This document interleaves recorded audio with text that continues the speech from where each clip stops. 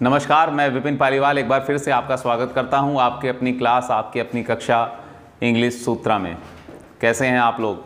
उम्मीद है मस्त होंगे, स्वस्थ होंगे, व्यस्त होंगे और अनवरत रूप से अपने अध्ययन को जारी रखे हुए होंगे और जारी रखना भी चाहिए। और देखिए, आज हम एक बार फिर से आपके सामने हाजिर हैं, आपके सामने उपस्थित हैं अपनी सीरीज़ जो हम लगातार आपके सामने लेकर आ रहे हैं। और पहली बात तो ये, आज हम थोड़ा सा 2 मिनट के लिए आपसे कुछ ज़रूरी बात कहना चाहते हैं और बताना चाहते हैं। वो ये है कि आप में से बहुत से लोगों के फ़ोन मैडम के पास आए हैं, बहुत से बच्चों के आप में से जो है कमेंट आए हैं। तो एक ज़्यादातर सबकी एक समान समस्या क्या है कि सर आप ये यूपी टेट के लिए ही पढ़ा रहे हैं, यूपी टेट से ही संबंधित ये सीरीज़ है या जो अदर एग्ज़ाम हैं उनको भी फोकस कर रही है?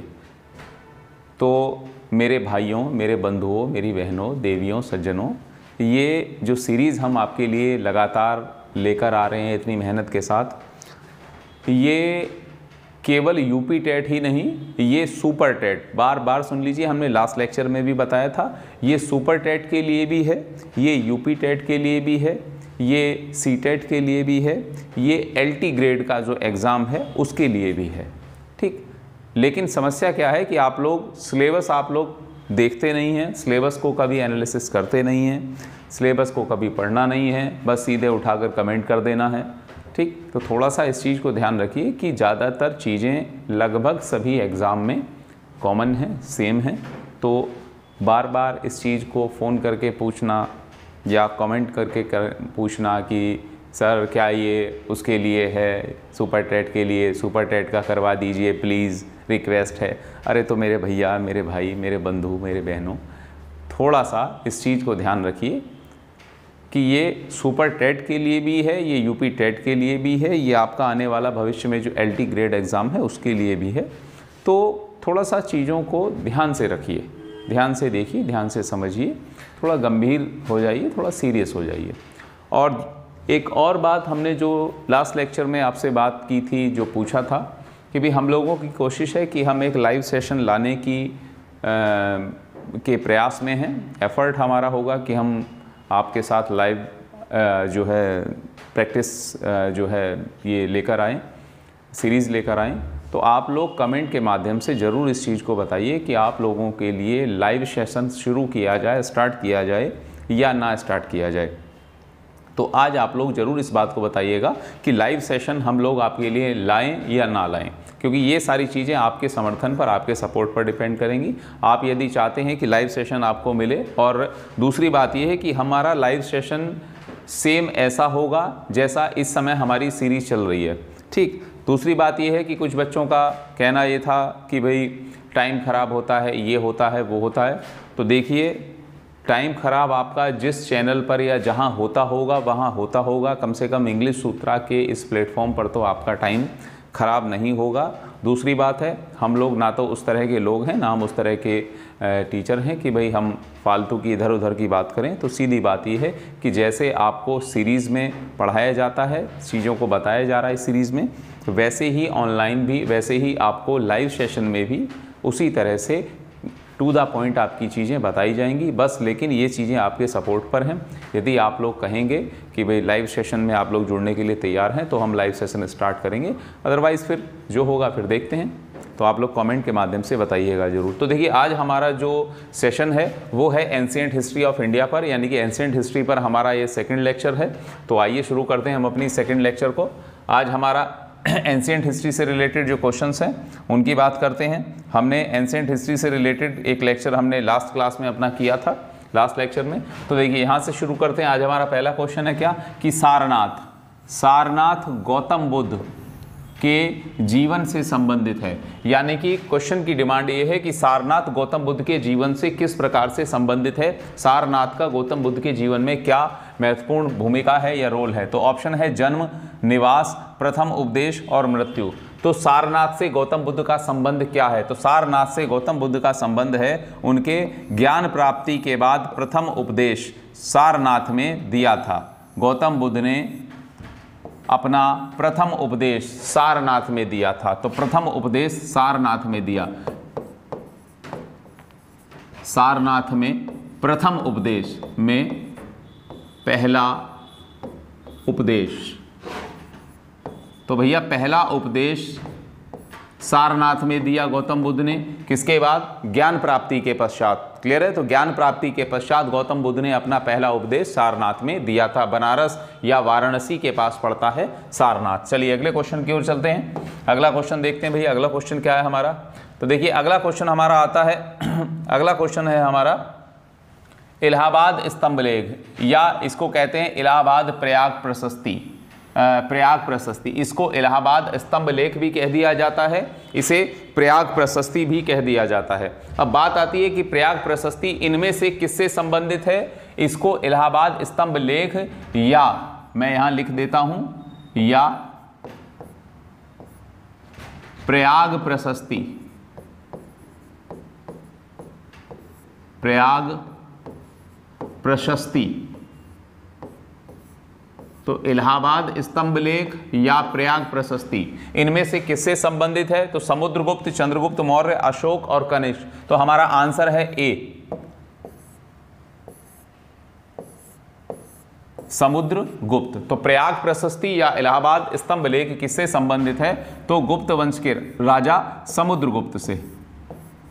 किससे भैया? समुद्रगुप्त से। अब दूसरी बात है कि प्रयाग प्रशस्ति या शिला, ये जो इलाहाबाद स्तंभ लेख है, ये किसके जीवन से संबंधित है? समुद्रगुप्त के।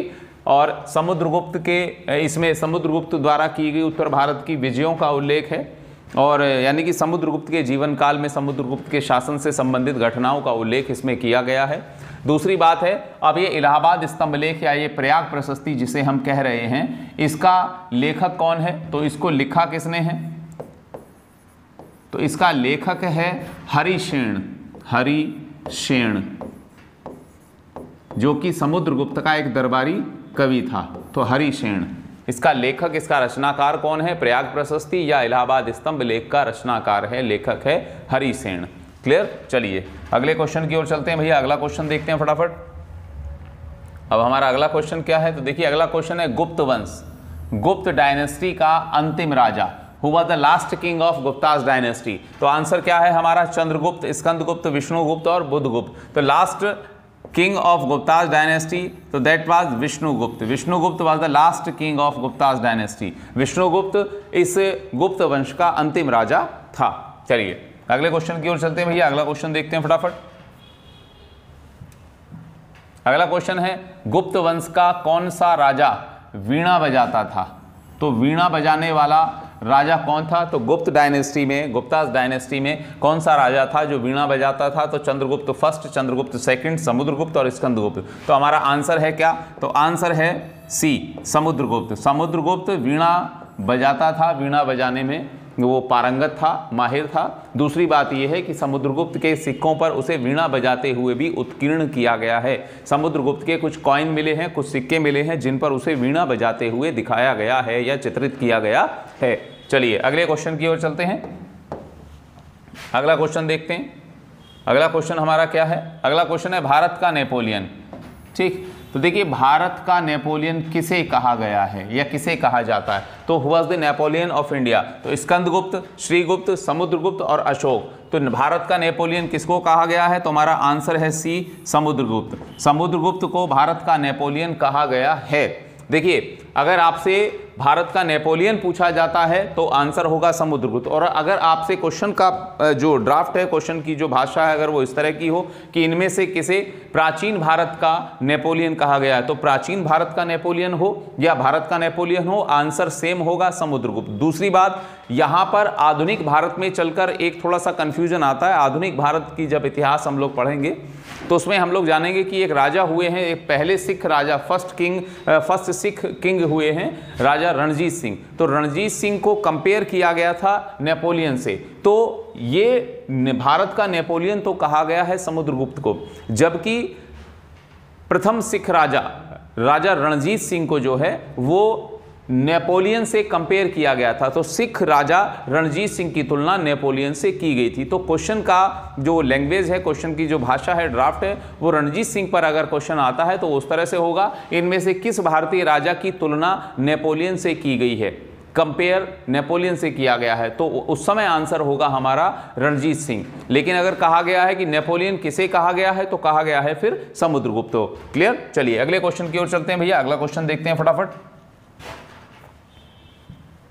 अगला क्वेश्चन है हमारा, मौर्य वंश का अंतिम राजा, who was the last king of Mauryan empire या मौर्यन डायनेस्टी। तो मौर्यन डायनेस्टी का अंतिम राजा कौन हुआ? तो मौर्यन डायनेस्टी का अंतिम राजा कौन था? तो answer A Brihadatta, B Chandragupta Maurya, C Samudragupta और डी अशोक। तो भैया अब देखिए दो चीजें हैं, समुद्रगुप्त मौर्य एम्पायर का नहीं था, ठीक, अशोक मौर्य एम्पायर का था, चंद्रगुप्त मौर्य था और बृहदत्त। तो हमारा आंसर क्या है? हमारा आंसर है ए बृहदत्त। बृहदत्त अंतिम मौर्य राजा था। क्लियर। अंतिम मौर्य राजा कौन था? बृहदत्त। मौर्य वंश का अंतिम राजा बृहदत्त। चलिए अगले क्वेश्चन की ओर चलते हैं भैया। अगला क्वेश्चन देखते हैं। अगला क्वेश्चन है हमारा, महावीर स्वामी, जो जैन धर्म के प्रवर्तक थे महावीर स्वामी। तो महावीर स्वामी ने जैन धर्म के 5 महाव्रत, जैन धर्म के 5 महाव्रत में से कौन सा महाव्रत जोड़ा? यानी कि जैन धर्म के जो 5 महाव्रत हुए हैं, 5 महाव्रत हुए हैं, 5 बड़े जो नियम थे जैन धर्म के, उनमें से 4 तो पहले से चले आ रहे थे, तो 5 में से कौन सा जोड़ा है? तो 5 महाव्रत हैं जैन धर्म के, सत्य, अहिंसा, अस्तेय, अपरिग्रह और ब्रह्मचर्य। तो सत्य, अहिंसा, अस्तेय, अपरिग्रह और ब्रह्मचर्य। तो उन 5 में से हमारा ऑप्शन हमारे सामने है, तो उनमें से कौन सा महावीर स्वामी ने शुरू किया, कौन सा महाव्रत महावीर स्वामी ने जोड़ा? तो आंसर है क्या? तो आंसर है हमारा डी ब्रह्मचर्य। यहां से क्वेश्चन आता है कि महावीर स्वामी ने जैन धर्म के 5 महाव्रतों में से कौन सा महाव्रत दिया था या शुरू किया था? तो जैन धर्म के 5 महाव्रतों में से महावीर स्वामी ने ब्रह्मचर्य का महाव्रत शुरू किया था या दिया था। अब जैन धर्म के 5 महाव्रत कौन कौन से हैं? तो हमने जस्ट अभी देखिए बात की, तो सत्य एक हो गया, सत्य, दूसरा हो गया अहिंसा, तीसरा अस्तेय, चौथा अपरिग्रह और 5वां ब्रह्मचर्य। तो सत्य, अहिंसा नंबर 2, अहिंसा नंबर 3, अस्तेय नंबर 4, अपरिग्रह और नंबर 5 ब्रह्मचर्य। तो 5 महाव्रत। तो ये जो 5 नियम हैं, इन 5 नियमों को जैन धर्म में कहा गया है 5 महाव्रत। और इन 5 महाव्रत में से किसको? 4 तो पहले से ही चले आ रहे थे, इस 5वें को, ब्रह्मचर्य के नियम को शुरू किया किसने? महावीर स्वामी ने। चलिए अगले क्वेश्चन की ओर चलते हैं भैया। अगला क्वेश्चन देखते हैं। अगला क्वेश्चन है हमारा, ऋग्वेद का एक मंडल, ऋग्वेद का एक मंडल जो है वो किसके लिए समर्पित है? तो ऋग्वेद का एक मंडल इनमें से किसके लिए समर्पित है? ए अग्नि, बी वरुण, सी इंद्र और डी सोम। तो हमारा आंसर है डी सोम। तो ऋग्वेद का एक मंडल, तो भैया देखिए ऋग्वेद का एक मंडल है, ऋग्वेद में टोटल कितने हैं? 10 मंडल हैं। तो ऋग्वेद के 10 मंडल हैं, 10वें से एक मंडल, यानी कि ऋग्वेद का 9वां मंडल, ऋग्वेद का 9वां मंडल जो है वो किससे संबंधित है? वो सोम से संबंधित है। वो सोमदेव, सोम को समर्पित है, सोमदेव को समर्पित है या सोमदेव से संबंधित है। क्लियर है? तो सोमदेव से संबंधित है या सोमदेव से समर्पित है। क्लियर? तो ऋग्वेद का 9वां मंडल किसको समर्पित है? सोम को। और कितने मंडल हैं? तो ऋग्वेद में बेसिकली कितने मंडल हैं? तो ऋग्वेद में 10 मंडल हैं। ऋग्वेद में कुल कितने मंडल हैं भैया? तो ऋग्वेद में है 10 मंडल। क्लियर है? चलिए अगले क्वेश्चन की ओर चलते हैं। और जबकि 9वां मंडल जो है वो किससे संबंधित है? वो सोम से संबंधित है, वो सोमदेव को समर्पित है। चलिए अगले क्वेश्चन की ओर चलते हैं। अगला क्वेश्चन देखते हैं। तो अगला क्वेश्चन है हमारा, कौन सा वंश ब्रह्म क्षत्रिय वंश कहलाता है? इनमें से कौन सी डायनेस्टी ब्रह्म क्षत्रिय या ब्रह्म क्षत्र कहलाता है? तो ब्रह्म क्षत्र या ब्रह्म क्षत्रिय वंश, भारतीय इतिहास का, इंडियन हिस्ट्री का कौन सी डायनेस्टी, कौन सा वंश ब्रह्म क्षत्र या ब्रह्म क्षत्रिय कहलाया? तो भारतीय इतिहास में इनमें से जो वंश था वो सेन, पाल, प्रतिहार या चालुक्य। तो हमारा आंसर है ए सेन वंश। तो सेन वंश, तो सेन वंश को कहा गया है, तो सेन वंश को ब्रह्म क्षत्र या ब्रह्म क्षत्रिय, ब्रह्म क्षत्र, तो ब्रह्म क्षत्र वंश या ब्रह्म क्षत्रिय वंश किसको कहा गया? सेन वंश को। और सेन वंश कहां का था? बंगाल का सेन वंश, बंगाल का सेन वंश। तो यानी कि सेन वंश का शासन क्षेत्र क्या था? तो सेन वंश का शासन क्षेत्र था बंगाल। क्लियर? और इसका जो जिसने स्थापना की वो था सामंत सेन। सेन वंश की स्थापना सामंत सेन ने की थी।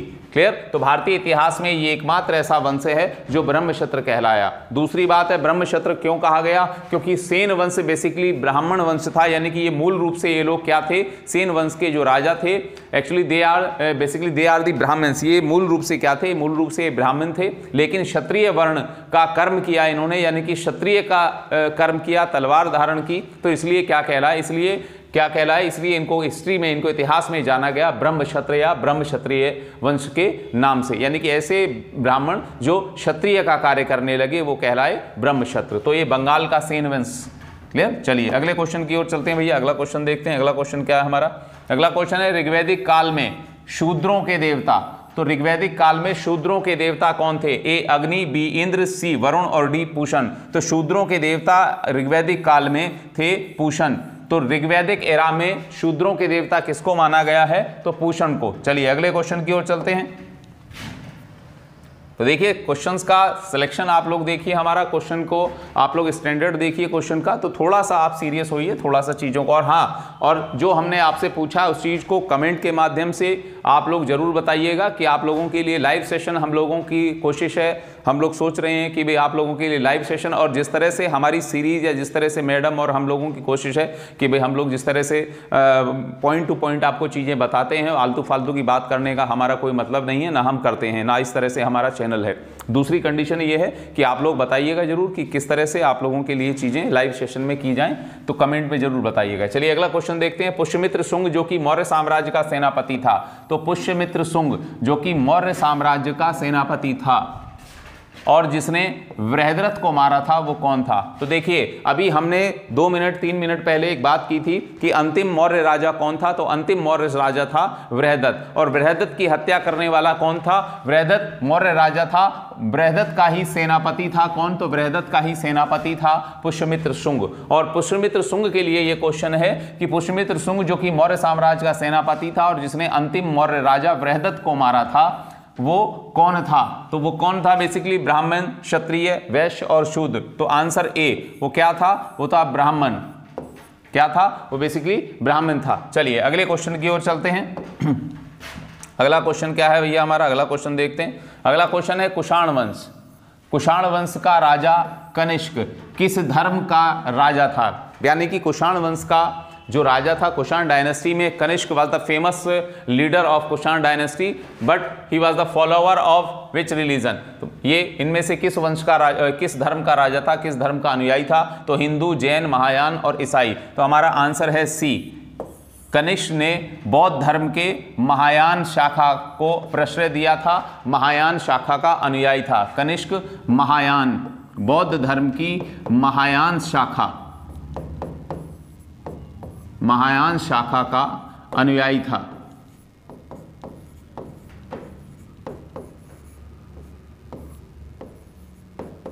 ठीक, और इसने बौद्ध धर्म की महायान शाखा का ही प्रचार प्रसार किया था, महायान शाखा का ही इसने विकास किया था, महायान शाखा को ही इसने फैलाया था। क्लियर? चलिए अगले क्वेश्चन की ओर चलते हैं। अगला क्वेश्चन देखते हैं भैया। अगला क्वेश्चन क्या है? अगला क्वेश्चन है चंद्रगुप्त सेकंड के समय कौन सा यात्री भारत आया? तो चंद्रगुप्त सेकंड के समय इनमें से, चंद्रगुप्त सेकंड मतलब कौन? तो चंद्रगुप्त सेकंड विक्रमादित्य। गुप्त डायनेस्टीज में, गुप्तास डायनेस्टी में चंद्रगुप्त सेकंड हुआ है जिसने विक्रमादित्य का टाइटल, विक्रमादित्य की उपाधि धारण की थी। तो इसके समय में कौन सा यात्री भारत आया? तो फाहयान, ह्वेनसांग, इब्न बतूता और इनमें से कोई नहीं। तो आंसर है ए फाहयान। फाहयान किसके समय भारत आया था? तो फाहयान चंद्रगुप्त सेकंड के समय भारत आया था। चंद्रगुप्त सेकंड विक्रमादित्य। और फाहयान कहां का नागरिक था? तो फाहयान चीनी यात्री था। चलिए अगले क्वेश्चन की ओर चलते हैं भैया। अगला क्वेश्चन देखते हैं क्या है। तो अगला क्वेश्चन है हमारा कुमारिल भट्ट। कुमारिल भट्ट निम्न में से किसके आचार्य थे? तो कुमारिल भट्ट निम्न में से किस दर्शन के आचार्य थे? तो मीमांसा दर्शन, योग दर्शन, सांख्य दर्शन और ज्योतिष दर्शन। तो आंसर ए है मीमांसा दर्शन। मीमांसा दर्शन के प्रसिद्ध जो संत हुए हैं, प्रसिद्ध जो आचार्य हुए हैं, वो हैं कुमारिल भट्ट। चलिए अगले क्वेश्चन की ओर चलते हैं भैया। अगला क्वेश्चन देखते हैं फटाफट। अगला क्वेश्चन है हमारा, राज्य के सप्तांग सिद्धांत। राज्य के सप्तांग सिद्धांत का जनक कौन था? देखिए, जो राजकाज होता है, जो राज्य होता है, तो राज्य के 7 अंग, 7 पार्ट्स ऑफ स्टेट या 7 ऑर्गन ऑफ स्टेट का एक प्रिंसिपल दिया गया था, और वो प्रिंसिपल, वो सिद्धांत कहलाया सप्तांग, सप्तांग, यानी कि राज्य के 7 अंग, तो 7 ऑर्गन और 7 पार्ट्स ऑफ स्टेट। तो ये जो प्रिंसिपल था, ये जो सिद्धांत था, ये जो अवधारणा थी, ये इनमें से किसकी देन थी कि राज्य के 7 अंग होते हैं? तो कौटिल्य, ब्रह्मभट्ट, कालिदास और आर्यभट्ट। तो हमारा आंसर है ए, कौटिल्य। कौटिल्य, तो कौटिल्य ने ही पहली बार राज्य के सप्तांग सिद्धांत का जो है दिया था। तो राज्य का सप्तांग सिद्धांत के जनक कौन है? तो जनक हैं कौटिल्य। ठीक, कौटिल्य या विष्णुगुप्त। ठीक, चलिए अगले क्वेश्चन की ओर चलते हैं। अगला क्वेश्चन देखते हैं भैया। अगला क्वेश्चन क्या है? भारत में 4 कोनों पर 4 मठों की, भारत के 4 कोनों पर 4 मठों की स्थापना किसने की? तो भारत के चारों कोनों पर 4 मठों की, पूर्व, पश्चिम, उत्तर, दक्षिण, भारत के 4 जो है स्थानों पर, चारों दिशाओं में 4 मठों की स्थापना पहली बार इनमें से किसने की? तो ये शंकराचार्य, माधवाचार्य, भास्कराचार्य और रामानुजाचार्य। तो आंसर है ए, शंकराचार्य। शंकराचार्य या शंकर, तो शंकराचार्य या शंकर ने ही भारत की 4 दिशाओं में 4 आश्रमों की, 4 मठों की स्थापना की थी। क्लियर है? तो 4 मठों की स्थापना की थी, और इनके द्वारा जो दर्शन, इनके द्वारा जो फिलॉसफी दी गई, इनका जो दर्शन था, वो दर्शन क्या था? इन्होंने इनकी फिलॉसफी थी अद्वैतवाद। इन्होंने कौन सा दर्शन दिया? अद्वैतवाद। अद्वैतवाद का मतलब है कि जीव और ब्रह्म वो अलग अलग नहीं है, जीव और ईश्वर अलग अलग नहीं है। वो दिखाई हमें, हम मानते हैं कि वो 2 हैं, लेकिन वो 2 नहीं, वो 1 हैं। तो इनकी ये फिलॉसफी क्या है? इनकी यही फिलॉसफी कहलाई अद्वैतवाद, यानी कि अहम ब्रह्मास्मि। अहम ब्रह्मास्मि यानी कि जीव ही ब्रह्म है। तो जीव ही ब्रह्म मतलब मैं ही ब्रह्म हूं। तो ये कॉन्सेप्ट किसने दिया? शंकराचार्य ने। और इनका ये कॉन्सेप्ट, इनका ये फिलॉसफी, इनका ये दर्शन, इनकी विचारधारा ही क्या कहलाई? अद्वैतवाद। आपसे पूछ सकता है अद्वैतवाद का सिद्धांत किसने दिया? तो अद्वैतवाद का सिद्धांत शंकर या शंकराचार्य ने दिया था, और इन्होंने ही भारत के 4 कोनों पर, 4 दिशाओं में 4 मठों की स्थापना की थी। चलिए अगले क्वेश्चन की ओर चलते हैं भैया। अगला क्वेश्चन देखते हैं। अगला क्वेश्चन है हमारा, ऋग्वेद के देवताओं में तूफान के देवता कौन थे? तो ऋग्वेदिक कालीन देवताओं में तूफान के देवता कौन थे? तूफान, झंझावात, आंधी तूफान, ये जो होता है, तो इसके देवता किसको माना गया ऋग्वेद में? क्या मतलब ये है कि ऋग्वेद में तूफान का देवता किसको कहा गया है, किसको बताया गया? तो ए इंद्रदेव, बी पवनदेव, सी मारुत और डी वरुण देव। तो हमारा आंसर होगा सी, मारुत। तो याद रखना, इंद्रदेव को नहीं माना गया है, पवन देव को नहीं माना गया। तूफान, तूफान का मतलब आंधी चलना बहुत तेज, ठीक, झंझावात वगैरह। तो हम लोग क्या मारेंगे आंसर में? हम लोग मानते हैं आंसर में कि भी पवन देव। पवन देव मतलब वायुदेव। तो वायुदेव नहीं है ऋग्वैदिक कालीन देवता, ये तूफान के ऋग्वैदिक कालीन देवता माना गया किसको? मारुत को। चलिए, ऋग्वैदिक कालीन एरा में, जो ऋग्वैदिक एरा है, उस ऋग्वैदिक एरा में अलग अलग प्रकार के देवी देवता हुए हैं। तो वो कौन से देवी देवता थे, कौन से देवता जो है वो किस विषय के देवता थे, उनका कौन सा डिपार्टमेंट था? तो सबका डिपार्टमेंट, सबका विभाग अलग अलग था। तो मारुत जो थे, इनको तूफान का देवता कहा गया है। चलिए अगले क्वेश्चन की ओर चलते हैं। अगला क्वेश्चन है हमारा, ऐहोल अभिलेख। तो ऐहोल अभिलेख किसने लिखा है? तो देखिए, ऐहोल अभिलेख एक बहुत प्रसिद्ध, ऐहोल अभिलेख भारतीय इतिहास में, प्राचीन भारतीय इतिहास में ऐहोल अभिलेख बहुत प्रसिद्ध है। अब बात आती है कि किसने लिखा। तो ए रवि कीर्ति, बी फायान, सी हेनसांग और डी हरिसेन। तो ऐहोल अभिलेख के रचयिता है रवि कीर्ति। ठीक, तो इसके रचयिता है रवि कीर्ति। और ऐहोल अभिलेख किस राजा से संबंधित है? तो राजा जो था, जिस राजा से ऐहोल अभिलेख का संबंध है, वो राजा है पुलकेशिन। पुलकेशिन, राष्ट्रकूट राजा पुलकेशिन। और पुलकेशिन के ही कवि थे रवि कीर्ति। तो रवि कीर्ति इस ऐहोल अभिलेख के लेखक हैं, रचनाकार हैं। और ऐहोल अभिलेख किससे संबंधित है? राजा पुलकेशिन से। ठीक, चलिए अगले क्वेश्चन की ओर चलते हैं। अगला क्वेश्चन है हमारा, महावीर स्वामी किस कुल से संबंधित थे, यानी कि महावीर स्वामी का इनमें से कौन सा कुल था। महावीर स्वामी का जन्म क्षत्रियों के किस वंश में, किस डायनेस्टी में, किस क्लैन में हुआ था। तो जात्रिक क्षत्रिय, शाक्य क्षत्रिय, कौशल क्षत्रिय और हुण क्षत्रिय। तो महावीर स्वामी का जन्म हुआ था जात्रिक क्षत्रियों में। कौन से, हमारा आंसर है ए, जात्रिक क्षत्रिय। इन्हें जांत्रिक लिख दिया गया है, हालांकि थोड़ा सा ये जात्रिक क्षत्रिय। तो महावीर स्वामी का जन्म जात्रिक क्षत्रिय में हुआ था। क्लियर, जात्रिक क्षत्रिय। चलिए अगले क्वेश्चन की ओर चलते हैं। अगला क्वेश्चन है हमारा, किस गुप्त राजा को लिच्छवी दौहित्र कहा गया है। तो किस, यानी कि एक हमें सेंस मिलता है कि गुप्तों में, गुप्त डायनेस्टी में कोई ऐसा राजा हुआ है जिसे लिच्छवी दौहित्र कहा गया है। तो भैया लिच्छवी दौहित्र किसको कहा गया है। तो ए श्रीगुप्त को, बी चंद्रगुप्त फर्स्ट, सी चंद्रगुप्त सेकंड और डी समुद्रगुप्त को। तो भैया लिच्छवी दौहित्र कहा गया है किसको, डी समुद्रगुप्त को। ठीक, किसको, समुद्रगुप्त को। तो समुद्रगुप्त के सिक्कों पर लिखा हुआ है लिच्छवी दौहित्र। लिच्छवी, इसकी माँ जो थी कुमार देवी, वो क्या थी, वो लिच्छवियों की लड़की थी। और दौहित्र मतलब क्या, लड़की का लड़का। तो इसलिए लिच्छवी दौहित्र इसको कहा गया है, लिच्छवी दौहित्र। यानी कि इसकी माँ, समुद्रगुप्त की जो माँ थी वो कुमार देवी, वो लिच्छवियों की लड़की थी। दूसरी बात जो अब लिच्छवियों की लड़की थी, तो इसलिए ये क्या रहा, तो ये उनका दौहित्र हुआ। ठीक, लड़की के लड़के को तत्सम में हिंदी में कहा जाता है दौहित्र, जिसे हमारे वेस्ट यूपी और हरियाणा, पंजाब, राजस्थान में बोल देते हैं देवता। क्लियर, चलिए अगले क्वेश्चन की ओर चलते हैं। अगला क्वेश्चन है हमारा, देखिए आज हम इतना ही रखते हैं इस सीरीज को अपनी को। और मेरा मानना है कि आज का जो सेशन है आपके लिए बहुत ज़्यादा फ्रूटफुल होगा। बहुत ज़्यादा जो है हम लोगों की कोशिश है कि आप लोगों के लिए बहुत तेज़ी के साथ और आपके एग्ज़ाम के लिए जो भी चीज़ें हैं वो बहुत बेटर कंडीशन में और बहुत एफर्ट के साथ हम आपके सामने लाते हैं। और हमारा जो क्वेश्चन सिलेक्शन है वो भी हम लोगों की कोशिश होती है कि आपके लिए क्वेश्चंस का सिलेक्शन भी जिस तरह का सुपर टेट, यूपी टेट और आपका जो है एलटी ग्रेड वगैरह से जिस तरह के क्वेश्चन पुटअप हुए हैं पिछले प्रीवियस ईयर्स में, तो उसी लेवल के, उसी स्टैंडर्ड के हम लोगों की कोशिश है कि हमारी सीरीज़ लगातार इस तरह से हम लेकर आएँ आपके सामने। और बाकी आप लोग कमेंट के माध्यम से बताइएगा कि आप लोगों के लिए हमारा सेशन कैसा है। दूसरी कंडीशन और क्या क्या सजेशन आपके हो सकते हैं, क्या क्या चीज़ें आप बता सकते हैं सुधार के लिए। और बाकी लाइव सेशन के लिए आप जरूर कमेंट के माध्यम से बताइएगा। चलिए फिर मिलते हैं नेक्स्ट लेक्चर में, तब तक के लिए नमस्कार, धन्यवाद, थैंक यू।